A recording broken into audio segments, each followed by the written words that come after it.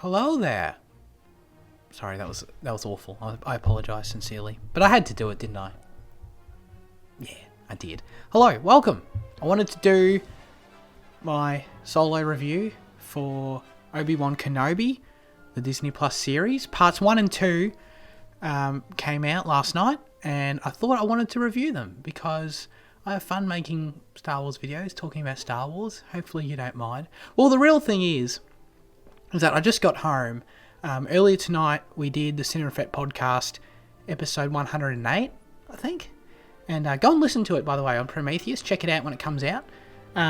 And we were talking about the fact that we didn't talk about Obi-Wan, and we were surprised we didn't talk about Obi-Wan on the show.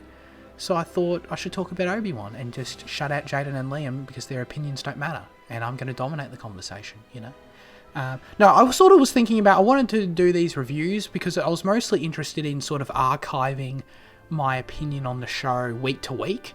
And I thought that would be an interesting thing to do and sort of look back on, because often, you know, when the show finishes, I just sort of get lost in my opinion on what the show ended up being. So I was sort of curious to do this. So, and you know, I'll take any excuse to talk about Star Wars for a little bit. So, alright, Obi-Wan Kenobi, it came out, it happened. Parts 1 and 2 released, and what did I think? I really liked them. I'm in. I really enjoyed them. They did a lot of things that I expected and am thankful for and enjoyed greatly. They did some things, one thing in particular that I literally said in my predictions video I didn't think would happen and didn't want to happen. And at the same time, there's always still these sort of niggling things that plague all Disney Plus shows that it's sort of, I don't know about that. But overall, I would say it's not the masterpiece that I wish it was in my mind's eye, right? Like, in my dreams, this is a masterpiece, and it's clearly not. But overall, I'm having a great time. I think it's really good, and I'm really, more than anything, just curious to see where it goes from here, because I really appreciate how fast these two episodes move. We are off Tatooine by episode 1, which I wasn't quite expecting, and I'm really into that. But still, they still set up some familiar stuff that I predicted. And from this point now, in the 4 weeks to come, it's like really going to be the big, like, let's see what they do from now, you know. So I'm more than anything just really into where they could go. But I don't know where to start. There's so much for me to talk about. I don't know. Like, I'll try not to make this 40 minutes. I intend to make these. I'm committing to this first one, so I'll probably make them weekly. But I do want to make them fairly quick. But right off the bat, Ewan McGregor, dude, phenomenal in this show so far. I am so impressed. I mean, no one's had any doubt that Ewan's a great actor and Ewan's a great Obi-Wan. But my God. Just phenomenal. His subtlety, his facial expressions. I love his new accent. He's sort of trying to channel Alec Guinness a little bit more than he did in the prequels. Very intentionally. He's been saying that a lot in interviews, and you feel it. It's working. He sounds a bit more like Alec Guinness, and it's great. And just so many scenes where he's really, really going for trying to convey that he's a broken guy and the effects and the trauma of Order 66 and what happened with Anakin. And he's just nailing all those emotions, dude.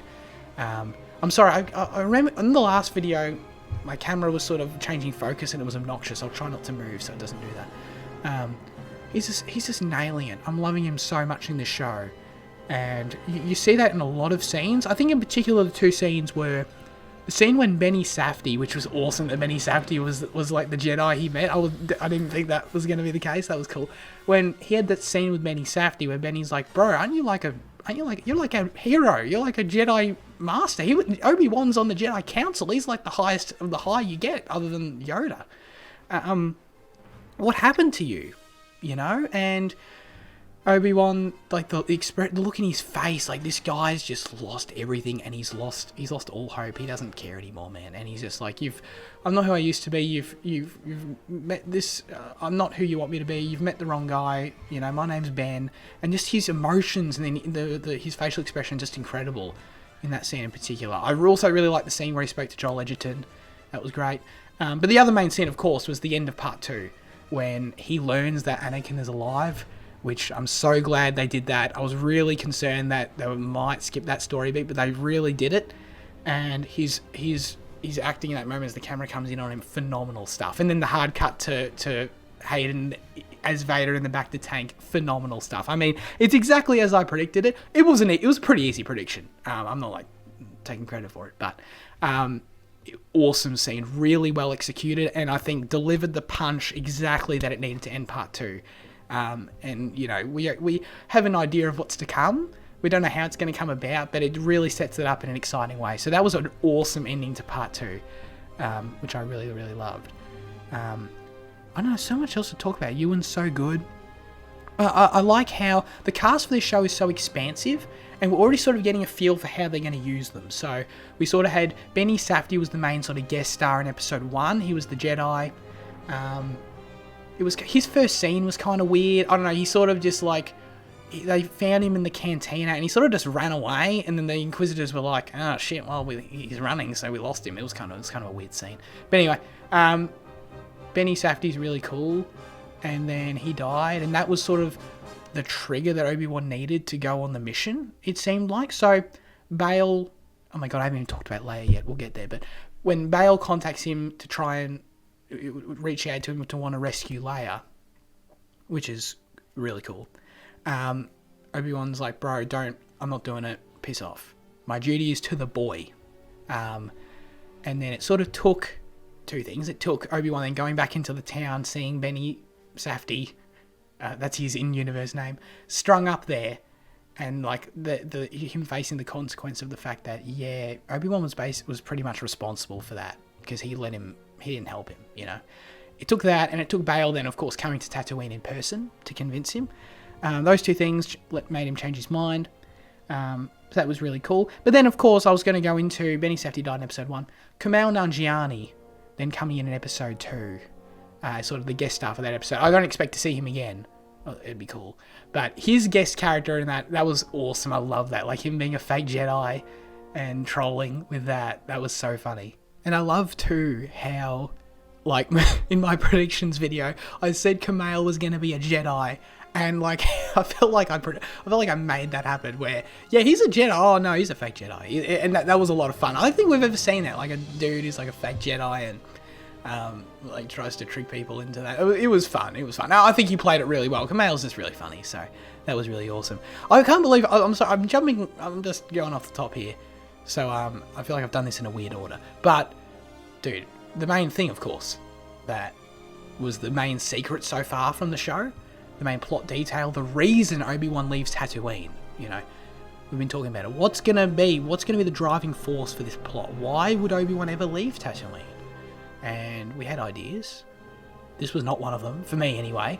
The fact that Leia is in danger, right? Cool. I like it. I'm in. That's a very valid reason in my opinion.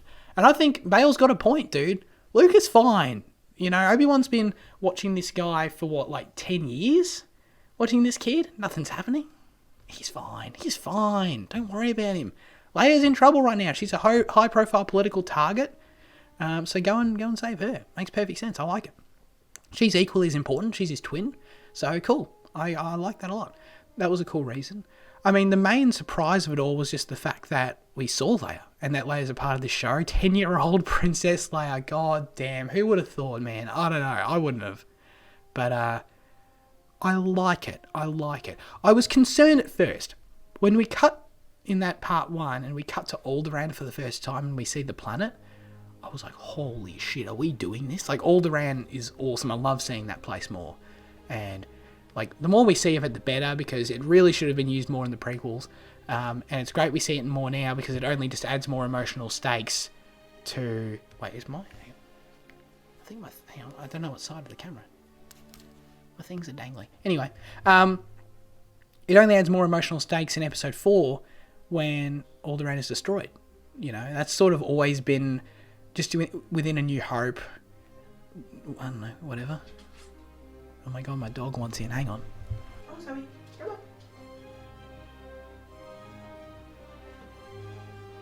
Belly, come on. He's coming. Is everyone coming? Alright. Yeah, Alderaan, seeing more of it. Within A New Hope, self-contained, it's always been sort of a bit, I don't know, who cares? It's Princess Leia's home planet. cool, and we just literally to see it explode. It's like, okay, whatever. So the more we see of it, the better, in my opinion. Adds to that a little bit. So that was a huge surprise when we hard cut there. I'm like, oh, like immediately I knew. I'm like, oh my god, they're doing it. Leia, they're doing it. Which was really surprising. And the choice to do child Leia in the first place was an interesting one. And the choice to focus so much on her. Because I feel like it could have been a situation where they knew that's what they wanted to do for the plot. They knew that's the reason they wanted to have Obi-Wan leave, was to have a baby Leia be captured, which is fine.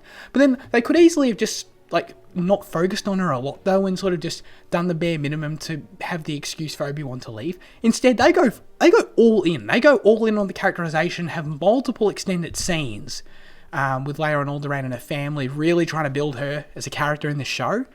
And I thought it was quite good. I was concerned about it at first, mainly because before it became clear what the relevance was going to be, when we just cut away from Obi-Wan, I was so into everything with Obi-Wan, of course, when we just hard cut away to like the Organas, and again, love that Bail's here, and love that the family's here, but like when we just cut away and they're just having a dinner party, and they're sort of just having a family chat, and there's a few scenes there, I'm sort of like, why? Hang on, like, what are we doing here? I was sort of concerned that this was just going to become a weird Leia subplot in the show that was going to become unnecessary, and I'm like, I don't really need this. But then, pretty quickly, it becomes tied in quite well. Like, we understand the connection now, the relevance comes back to Obi-Wan, which is good, which only is furthered again, of course, when we learn that it was Reva who hired the pirate people to capture Leia in the first place, because she knew that would bring Obi-Wan out. When they tied it all up that way, I'm like, cool, that's fine. I can take that. That's good. In terms of child Leia herself, though, and the scenes with her, I think she's really good. I think the actress is really good. There's always, I don't know, there's always something that's just, I don't love this. This is going to sound like ageist, or I don't know, this bit of a weird criticism maybe, I don't know, but there's something always just about, I would rather not see 10-year-olds act, just as a blanket statement.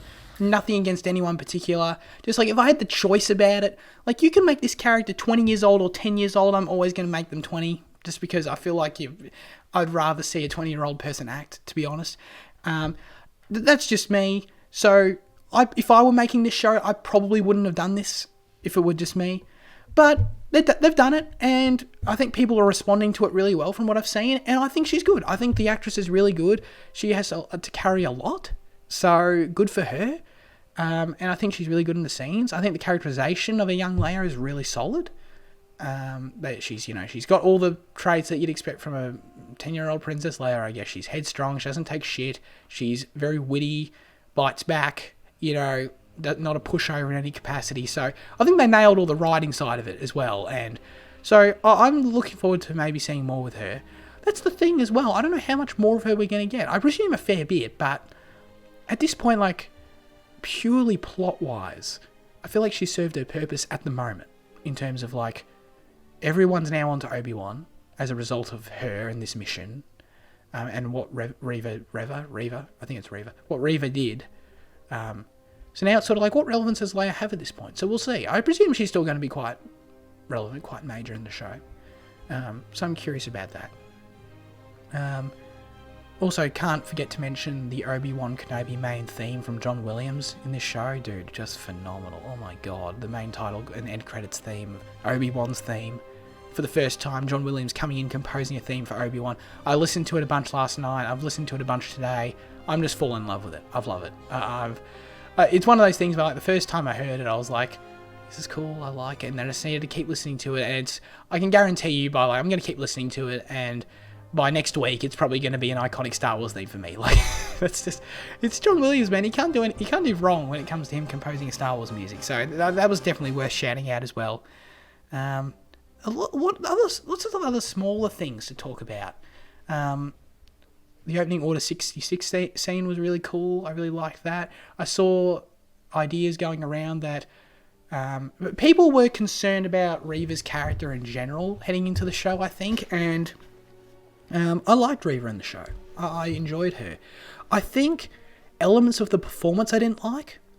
like, there's a few weird shots and lines of dialogue she delivers that I thought that was kind of stiff or that was kind of corny. I don't know. Like, there's a few little shots where she's like on holograms talking to pirates, or like just, I need to point to them in particular, but there's little elements of her performance I'm not vibing with. Like, she's sort of she's trying really hard to come across as intimidating, but it's sort of just falling flat. But that also might be part of the characterization, because I wouldn't be surprised if it ends up going in a direction of, I think there's more to the character we haven't learned, and I think it's going to end up going in the direction of her being one of the younglings in the Order 66 opening scene, and that being linked in some way to why she knows Anakin is Vader, because that was another thing. How does she know Anakin is Vader? No one knows Anakin is Vader. Vader, in all canon we've seen so far, takes great issue with anyone knowing that he's Anakin Skywalker. You know, as far as the world knows, I'm Darth Vader. There was once this guy called Anakin Skywalker who died. You know, that's what the narrative is. He takes great issue with that. So I'm curious as to what they're going to... I think they'll explain this. What it's going to be, to what the dynamic... what the specific relationship that Vader has with Reva, to where she has this knowledge. I'm curious about that. I have to shout out the scene where Reva was doing parkour through the goddamn buildings of the planet was Daiyu, I think. When she was doing the parkour, that was like, it was so corny, but I liked it. Like, it was like super George Lucas. Like, it was like George came in and wanted to direct that. Like, he came in super Revenge of the Sith, like completely unnecessary CG flips and shit. It was really weird, but I kind of liked it. It sort of felt out of place. So then her and the rest of everything with the Inquisitors, I liked. The Great Inquisitor's design, I don't love it, but it is one of those unfortunate things where I think they actually used, like, the worst he looks in the show is the shot they used in the trailer, because there are other shots in the show that I actually think he looks pretty alright. Like, other shots, like you get close up of him in the part 2, I think, where you can see his makeup more clearly, and you can see he clearly has his contact lenses in, and it's like, okay, no, I can see that you tried better than what we had originally thought. So, yeah, I'll give it that. It's not perfect, but, you know, whatever. The other main thing with the Grand Inquisitor, of course, is that he gets stabbed in the part 2, at the end of part 2, which is caused outrage and bewilderment in the Star Wars community, because, hang on, the Grand Inquisitor is the villain in Star Wars Rebels. Star Wars Rebels takes place after this. Are they retconning Star Wars Rebels? No, it's fine, guys. He's fine. He's fine, don't worry about it. It's sort of a weird choice. I presume they're just doing it to throw us off. But, I mean, he's totally fine. He's just going to survive this stab wound. Which is...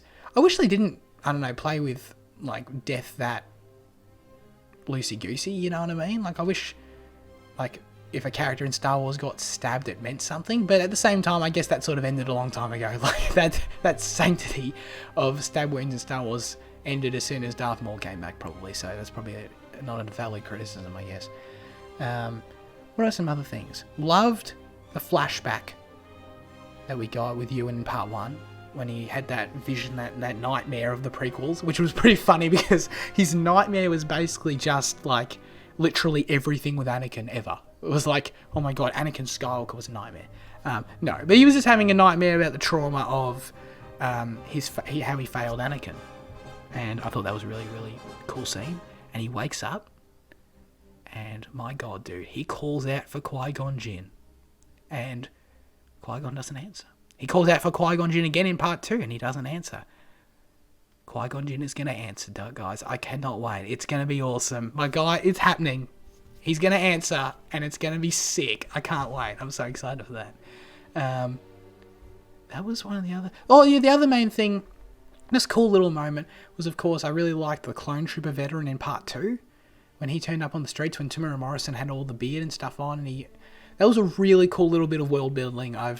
Don't think we've ever seen that in Star Wars. Like, Star Wars has played a lot with the clones and their identity and what happens to them after the Empire. A little bit is starting to be explored in the Bad Batch as well, but like, this is a big jump where now we're literally seeing old clone troopers on the streets as war veterans. Like, that's cool. That's a really cool little touch I really enjoyed.